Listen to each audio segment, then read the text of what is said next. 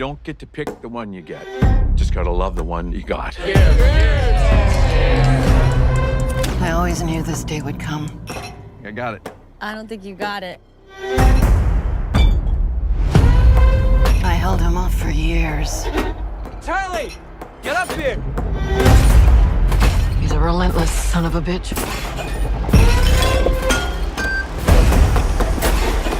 Won't stop till he finishes the job.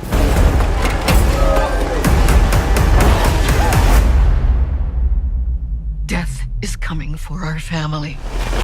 I said, oh, oh, oh, oh, oh, oh.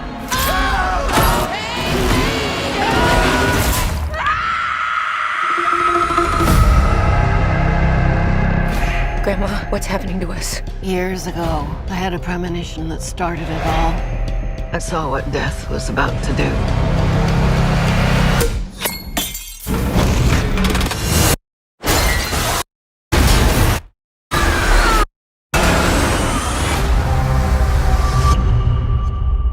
I saved a lot of lives that night. Everyone needs to get off the dance floor! Lives that were never meant to be saved.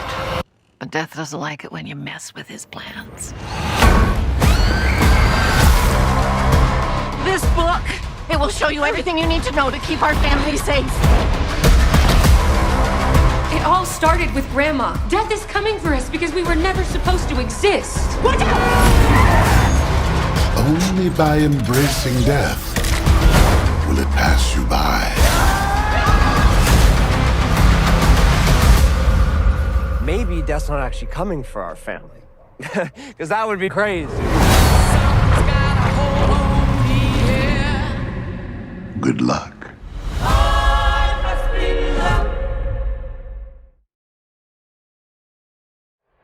I've heard people say, oh man, they use too much CGI, but man, dude, they went on record say we lit an old lady on fire. Like, what the hell they do that for? Fun?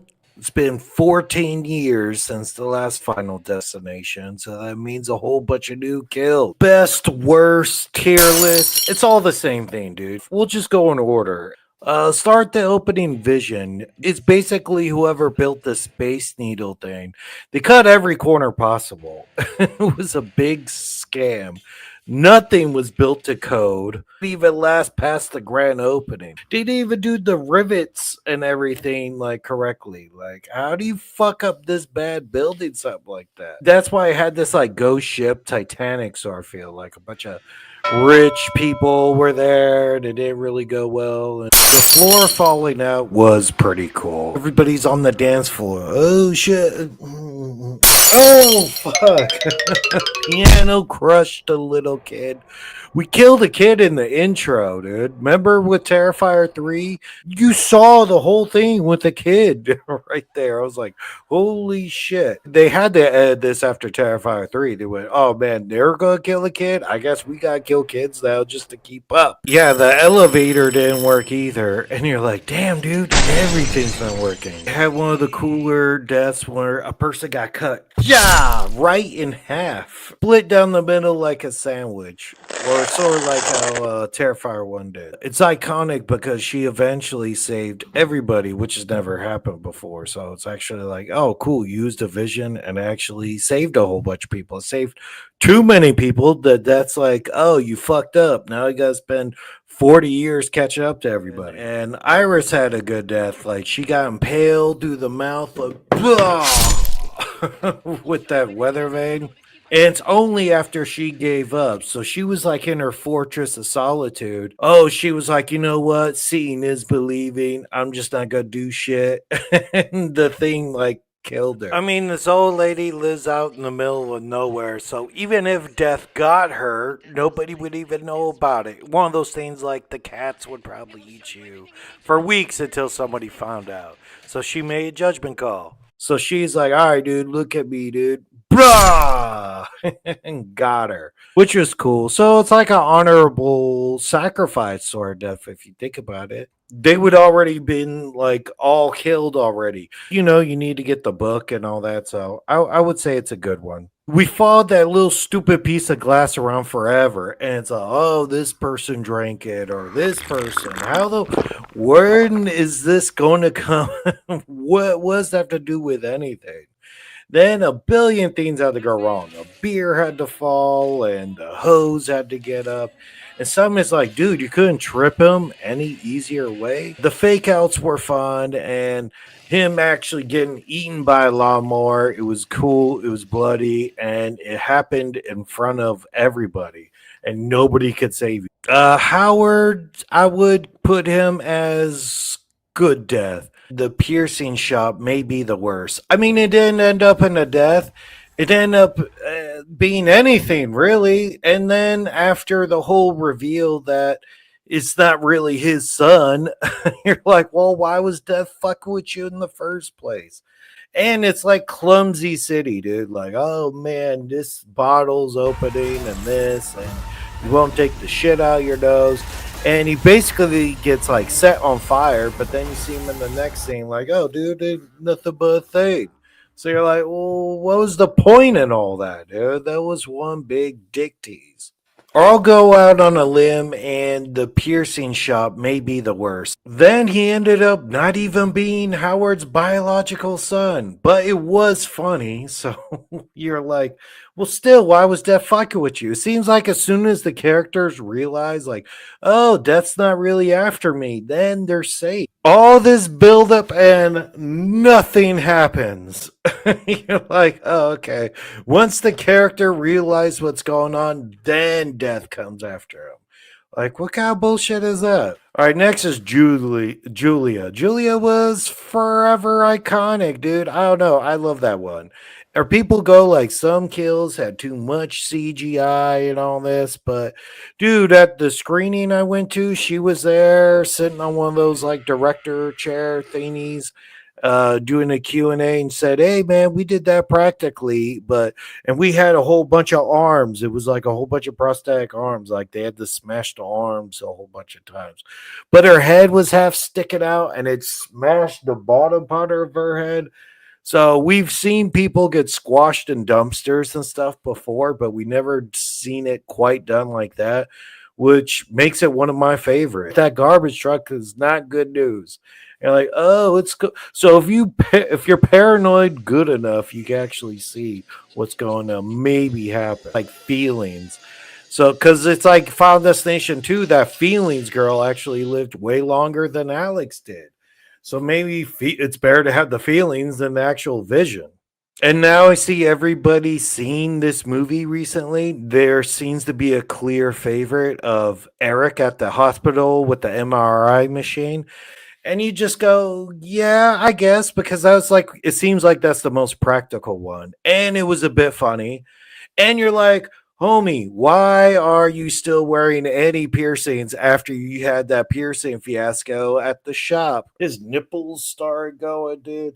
Yeah, I guess he had like a Prince Albert because he was like, oh my God. And like, oh, dude, why'd you even pierce that in the first place? I never heard a girl go crazy saying like, oh man, I can't believe he has a Prince Albert. But it's also like a wheelchair came behind him and like folded him in half like a taco going into it, back like opposite doing yoga, like crazy. Broke your spine in two. That's probably up there with top of the best of the series. And he was a well-liked character. I sort of missed that fool.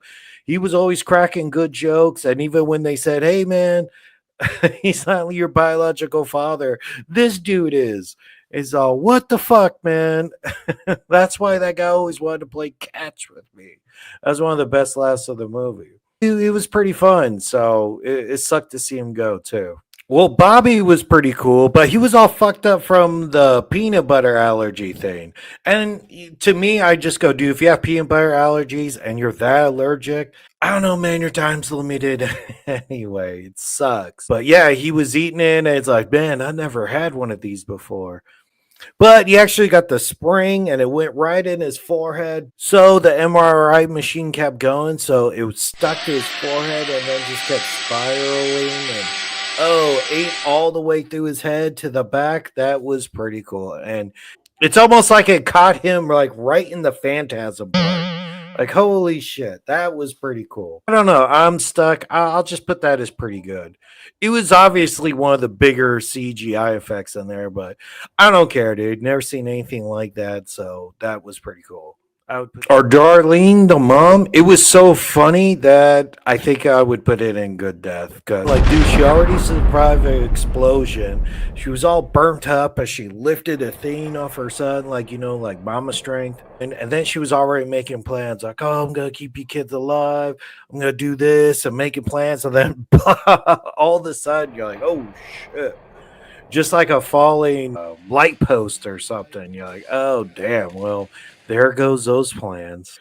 She sort of was spiked the ball like, yeah, victory dance. Oh, I'm going to do this. I'm going to do that. Then, it's always when you least expect it. So that one was, I would still say it's pretty good. I say the brother and sister at the end, they happen so back to back. And it's just so weird that they just got squished at the end.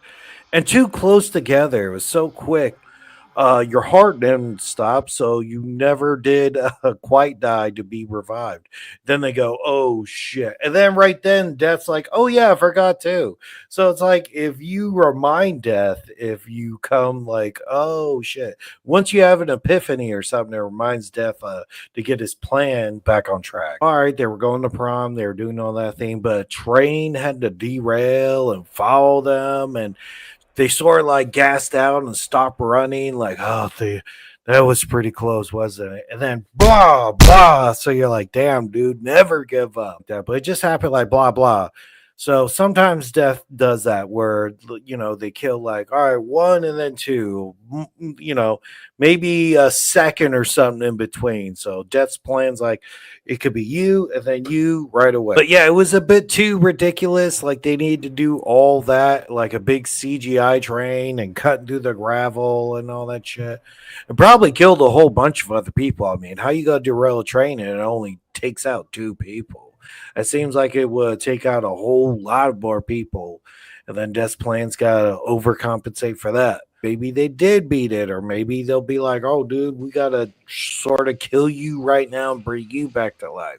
Because the only 2 people who ever lived was Final Destination 2, because the girl actually drowned and then got brought resuscitated back to life. So that's the only clear, proven way how to beat it is to die, then come back to life. Like Todd said, or I'll do some more videos about Final Destination. But all right, catch you later.